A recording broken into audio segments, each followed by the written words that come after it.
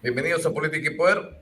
El día de hoy vamos a conversar sobre un tema muy interesante que ha removido un poco la política nacional. Nos referimos a la declaración, pues, por parte de la Sala de Derecho Constitucional y Social Permanente de la Corte Suprema, ilegal al partido de Antauro Humala. Partido que además, dicho sea de paso, pues, lleva sus siglas, ¿no? Pero que muy criollamente pues, lo habían adaptado, un nombre largo para que calce perfectamente con el nombre de un personaje que hace años ha dado mucho que hablar en la política nacional. Hay quienes dicen que esta decisión es antidemocrática, que no se ajusta a derecho y que contraviene la Constitución. Hay, evidentemente, creo la gran mayoría, quienes están quizás contentos de que un personaje que pregona, pues, muertes masivas a expresidentes y el rompimiento y el irrespeto total a los pesos y contrapesos que un Estado de Derecho tiene, evidentemente están. Pero la grata participación del profesor universitario, asesor político, analista político, Carlomagno Salcedo, quien enseña también legislación electoral en la Universidad Nacional Mayor de San Marcos y en otras universidades del Perú. Es experto en temas políticos y legales, para que nos comente un poco sobre este tema. Doctor, gracias por aceptar la invitación. Bienvenido. ¿Cómo le va? Buenas noches, Norman. Gracias por la invitación. A ver, para hacer los primeros comentarios sobre esta cuestión de el partido Alianza Nacional de Trabajadores, Agricultores, Universitarios, Reservistas y Obreros, ¿no? ¿No? Han hecho un acrónimo ahí, Antauro, obviamente con el indiscutible ánimo de que quede claro que el líder político indiscutible de esta organización es el señor Antauro Humala, ¿no? Es un partido ultrapersonalista.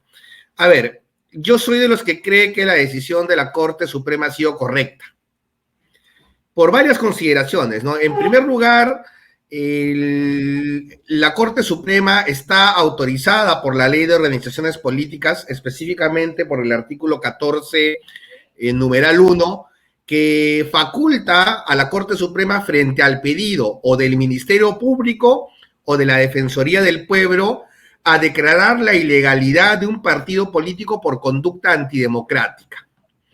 Si este partido vulnera sistemáticamente las libertades, los derechos fundamentales, promueve o justifica o expulsa atentados contra la vida, contra la integridad de las personas, si avala la violencia como método de acción política, etc., ¿no? Este es un artículo que está en la Ley de Organizaciones Políticas y que tiene un fundamento filosófico que para mí es importante, ¿no? Y yo creo que es la cuestión crucial frente a aquellos que dicen que la democracia tiene que tolerar la libertad de expresión, que cada partido, cada ciudadano es libre de opinar como quiera, ¿no? Hay que ser tolerante. Existe un filósofo muy conocido, muy reputado en el siglo XX, Karl Popper, quien tiene una de sus obras más conocidas es La sociedad abierta y sus enemigos.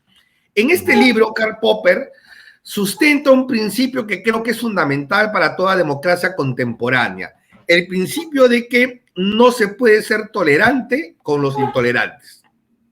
Si bien es cierto, ¿no?, las democracias modernas tienen como uno de sus principios la tolerancia, que es un principio que nace en el siglo XVI en el contexto de las guerras religiosas europeas. Jean Bodin, otro filósofo francés importante, es uno de los que promueve la tolerancia religiosa, el respeto que debe existir entre personas que tienen credos distintos, religiones distintas o, ¿por qué no, modernamente, ideologías distintas? En efecto, las sociedades democráticas son plurales y se tiene que respetar la diferencia, ¿ok? Sin embargo, Karl Popper dice lo siguiente, ¿no? La tolerancia ilimitada puede conducir a la desaparición de la tolerancia. Tenemos, por lo tanto, que reclamar en nombre de la tolerancia el derecho a no tolerar la intolerancia. En buena cuenta, la democracia no se puede instrumentalizar para destruirla desde adentro, ¿no? La democracia debe ser tolerante, pero no ingenua. Debe ser plural, pero no irresponsable. Entonces, cuando la democracia se haya amenazado por alguno de sus actores antidemocráticos, se tienen que utilizar las armas de la ley, las armas de la Constitución para, digamos, establecer un saneamiento, ¿no? Y evitar que estas fuerzas políticas avancen.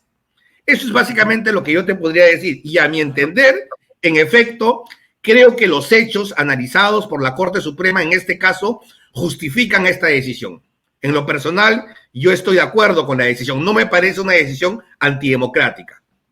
Perfecto. Ahora, el hecho de que vía judicial se deje fuera de juego, se declare ilegal, como lo ha dicho la Corte Suprema, no abre la llave un poco para que también otros partidos cuyos líderes quizás también han predicado esta práctica antidemocrática, hay que decirlo con nombres. Bermejo, por ejemplo, inicialmente y textualmente dijo: la democracia son pelotudeces, ¿no? Y también ha inscrito un partido. ¿No podría correr también la misma suerte que este partido? ¿Cómo lo ve usted? Yo creo que habría que analizar mejor la situación, digamos.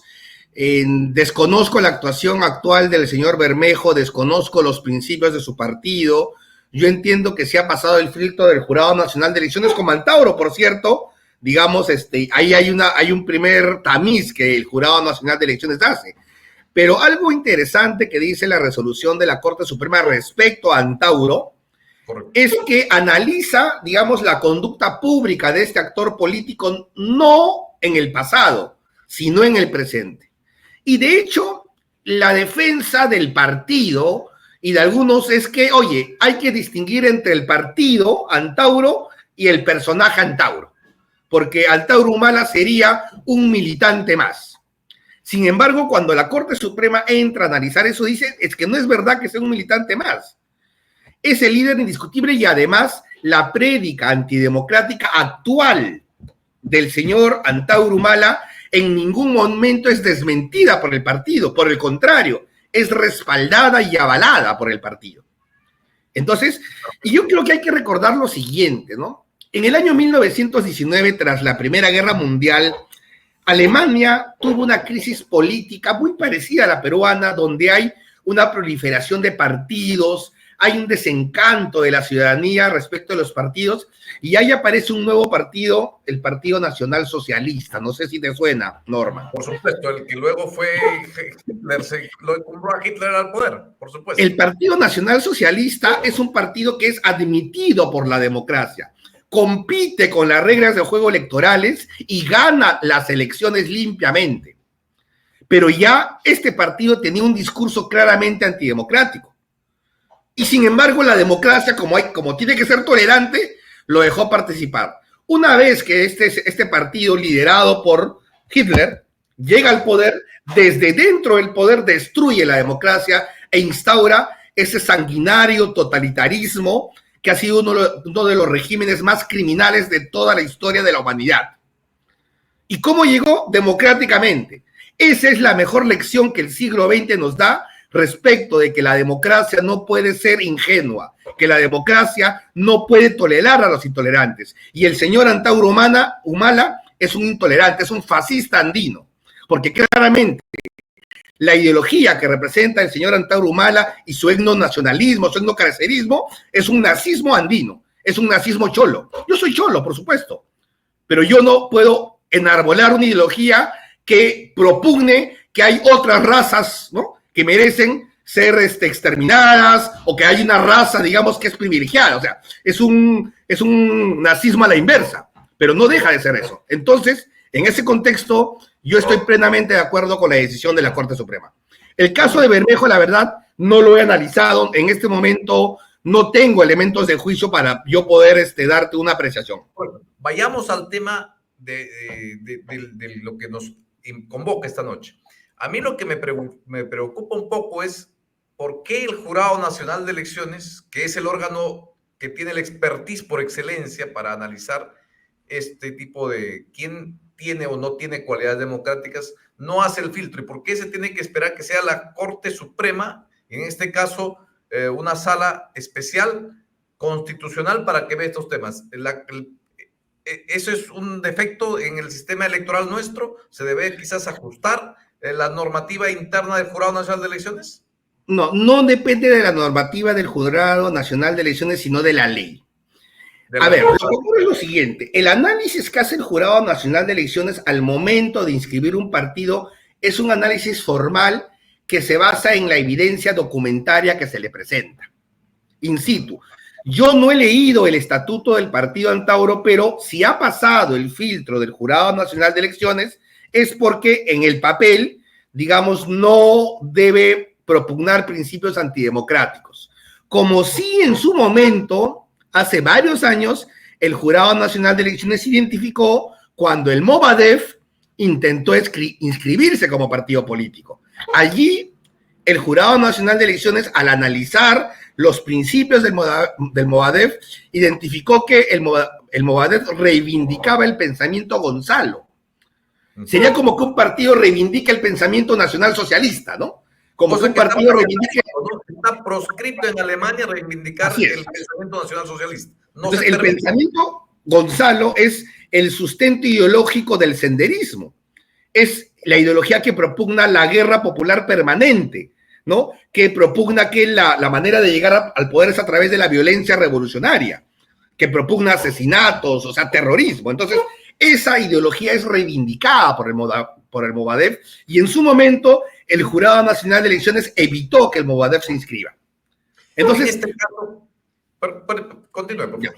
Pero, ¿qué pasa? El artículo 14 de la ley establece claramente para los partidos ya inscritos, o sea, ojo, para el caso de los partidos que ya están inscritos, es la Corte Suprema el que tiene la potestad de declarar su ilegalidad por conducta antidemocrática.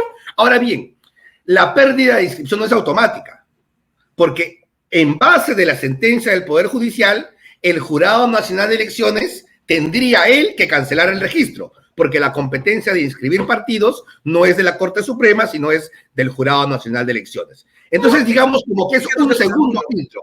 Explíquenos el camino que queda. ¿Cuál es el camino que queda acá? Obviamente hay una primera decisión. Lo interesante es que esta primera decisión no ha sido tomada por un juez, sino por un colegiado de jueces. Ahora hay otra sala que va a revisar seguramente una segunda instancia para garantizar la pluralidad de instancias. Y eso en tiempos más o menos, y de acuerdo a tu experiencia, ¿cuánto podría tomar esto? A ver, yo no sé cuánto vaya a tomar en tiempo porque este es un tema totalmente novedoso. Eso también, ¿no? Usualmente la Corte Suprema suele demorarse bastante, pero este es el primer caso en el cual la Corte Suprema, digamos, resuelve en primera instancia declarar la ilegalidad de un partido. Ahora bien, incluso en términos de procedimiento, la Corte Suprema va a tener que tomar alguna decisión. Porque, ¿qué dice la norma? La norma no faculta a cualquier juez, como bien has dicho. Es de frente la Corte Suprema, en primera instancia. Entonces, pero se tiene que respetar la pluralidad de instancias. Por lo tanto, probablemente se encargue a otra sala, a otro colegiado dentro de la misma Corte Suprema, para que eventualmente revise la decisión que se ha emitido la semana pasada, ¿no? Entonces, obviamente todavía no sabemos si al final se va a confirmar esta decisión o eventualmente podría revocarse, ¿no? Yo creo que se va a confirmar, pero en el momento en que se confirme, ahí sí, digamos ya, el Jurado Nacional de Elecciones tendría que cancelar la inscripción del partido, pero, y eso es lo otro interesante, sin afectar el derecho de participación política de la cadena de mando del partido. ¿Por qué? Porque el Ministerio Público tiene varios pedidos. Junto con el pedido de que se declare ilegal al partido Antauro, de acrónimo Antauro, también pide la inhabilitación política de sus dirigentes, entre ellos Antauro Humala. Esta parte del pedido ha sido declarada improcedente por la Corte Suprema. Por lo tanto, el señor Antauro Humala podría eventualmente postularse en las próximas elecciones generales, pero como invitado de otro partido político que decía coger. Pero no para presidencial, creo que pero no para presidente. ¿Por qué? Porque ya los que querían ser candidatos a presidente tenían que haber estado inscritos en sus partidos en el mes de julio. Como esto ya pasó, el partido Antauro desaparecería, pues podría ser invitado, pero para diputado o para senador.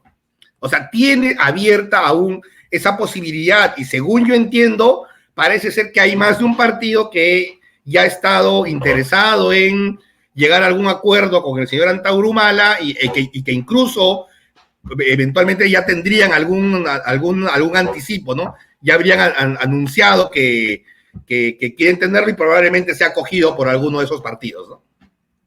Ahora, yendo un poco más al fondo, obviamente, ¿por qué cree que actitudes, una prédica tan extremista, fascista, como ha sido fuerte usted en llamarlo, pero creo que se ajusta un poco pues también a las realidades que uno escucha y ve, ¿no? ¿Por qué surge este tipo de personajes y tiene arraigo sobre todo? No se puede negar aquí que el señor Antauro tiene un grupo de seguidores, si no es cierto masas, pero sí tiene un grupo de seguidores que lo sigue y en las plazas se nota alguna gente que lo sigue. No, menos mal no son grandes mayorías, creo yo, pero ¿por qué es que tiene arraigo una ideología así a su juicio?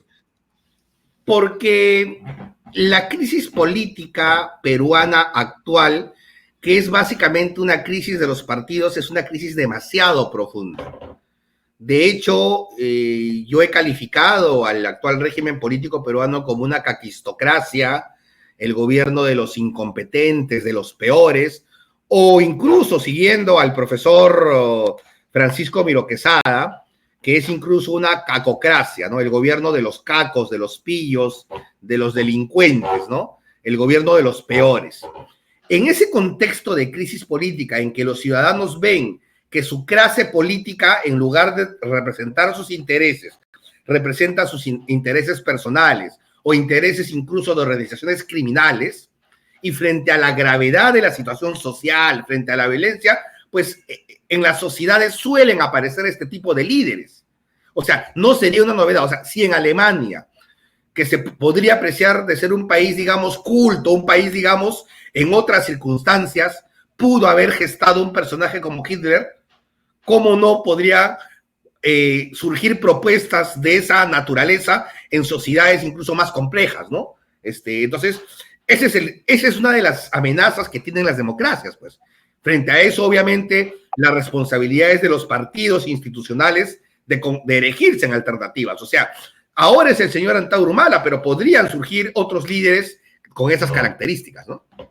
Claro, y precisamente ahí viene el tema, ¿no? Porque claro, si ya, y conociendo cómo somos de inventivos los peruanos, si ya esta prédica obviamente es descartado legalmente, y qué bueno, como usted dice, que haya freno legal y que haya topes, ¿no? Porque como en como en todo el tema de derechos, los derechos no pueden ser ilimitados, no tienen que tener límites, no hay un derecho sin límites, ¿no? Todo derecho tiene límites, pero lo que voy es que futuros demagogos quizás entran con una prédica, pero escondiendo quizás esos deseos de querer subvertir el sistema, ¿no? Y volver y entronarse en el poder y no dejarlo, ¿no? Como le pasó a Venezuela, creo, ¿no?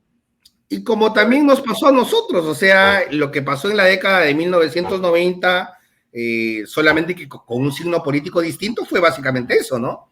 El señor Alberto Fujimori gana el año 1990 bajo las reglas de la democracia y gana limpiamente las elecciones, pero ya desde dentro del poder, nuevamente, en un contexto de crisis de los partidos, de desencanto ciudadano frente a la política, él canaliza esa indignación ciudadana contra los partidos y la utiliza para destruir el sistema. O sea, eso, digamos, ya lo hemos vivido. No es que vaya a ser una situación novedosa. O sea, ni siquiera tenemos que compararnos con Venezuela, sino con nuestro propio pasado, ¿no? Claro que sí. Bueno, queda claro entonces esta charla, pues, estimado doctor, que si bien es cierto, es altamente probable, como a su juicio suyo, que la Corte, la segunda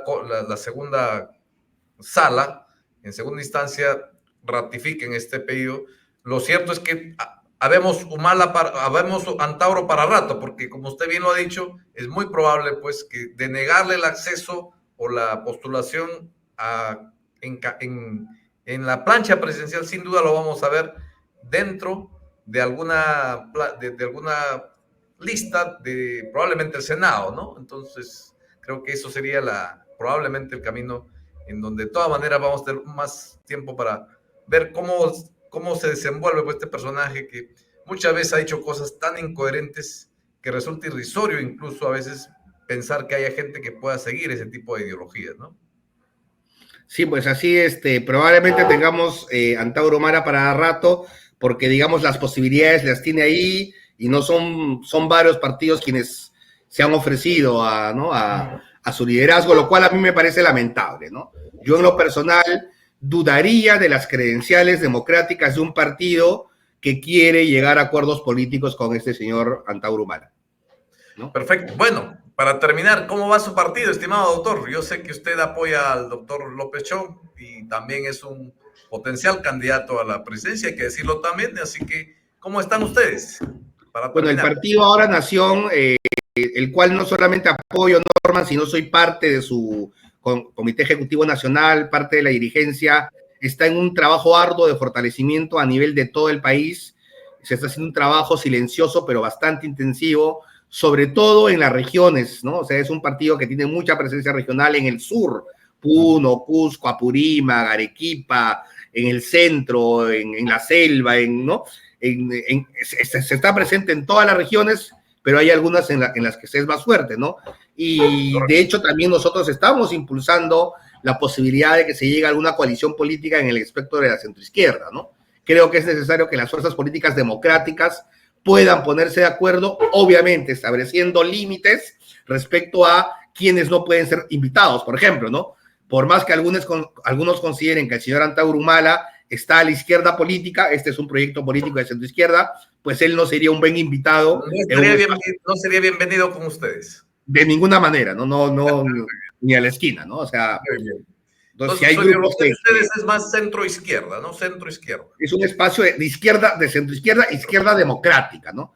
Y ahí es otro elemento importante, ¿no? Consideramos nosotros que la izquierda, a veces en el pasado y en el presente, cierta izquierda, en el Perú y en América Latina, tiene muchas dificultades en deslindar con dictadores de izquierda, que es lo que ha pasado, por ejemplo, recientemente con el grosero fraude electoral ocurrido en Venezuela por el señor Maduro, y que lamentable hay cierta izquierda que se hace de oídos sordos, que no quiere ver, es más, que incluso ha avalado el democrático triunfo de Nicolás Maduro. O sea, yo creo que uno de los pecados de cierta izquierda es no ser coherentemente democrática, no como la derecha igual, que avala a Fujimori o que avaló a Pinochet en su momento, ¿no? Yo creo que es importante en un sistema democrático que los partidos de izquierda, derecha o centro sean leales con la democracia, que no coqueteen ni avalen el autoritarismo, ¿no? Perfecto, yo le agradezco y le deseo muchos éxitos en esa tarea difícil sin duda, y coincido con usted, creo que una coalición sería lo más ideal para que puedan confluir algunas fuerzas importantes, democráticas, de centro, centro-izquierda y centro-derecha, quizás, que puedan pues ayudar a salir de la severa crisis por la que atraviesa el país. Doctor, sus palabras finales y muchas gracias una vez más por participar del programa.